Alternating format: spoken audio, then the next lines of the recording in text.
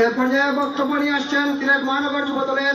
সাধারণ সম্পাদক শাহিনুদ্দিন আহমদ। সংক্ষিপ্ত বক্তব্য রাখার জন্য উদাত্ত আহ্বান জানাচ্ছি।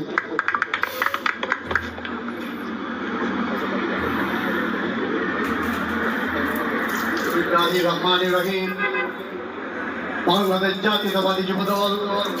সিলেট মহানগর 41 ও 42 নং ওয়ার্ডের আজকের এই কর্মী সমাবেশে উপস্থিত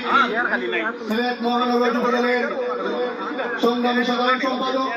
সংগ্রামী সভাপতি শাহনাজ বক্তব্য ভাই, উপস্থিত সিলেট মহানগর যুব দলের বিপ্লবী সাধারণ সম্পাদক নির্বাচিত সাধারণ সম্পাদক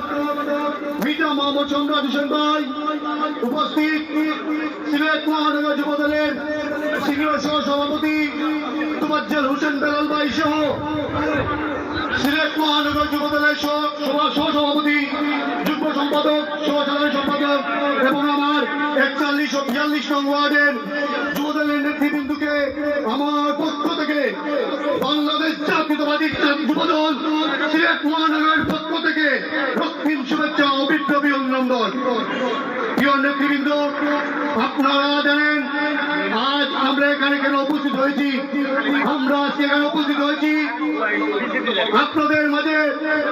একটি সুন্দর সুশৃঙ্খল টেবিল মুক্ত একটি কমিটি গঠন করার জন্য, যারা বিগত 17 বছর ফ্যাসিস্ট হাসিনার বিরুদ্ধে সংগ্রাম করে গেছে, তাদেরকে অগ্রাধিকার দিয়ে এই 41 এবং 42 নং ওয়ার্ডের যুব দলের কমিটি গঠন করা হবে এই আশা আমি ব্যক্ত করছি। আমরা জানি শহীদ রাষ্ট্রপতি জিয়াউর রহমানের সুযোগ্য পুত্র জনাব তারেক রহমানের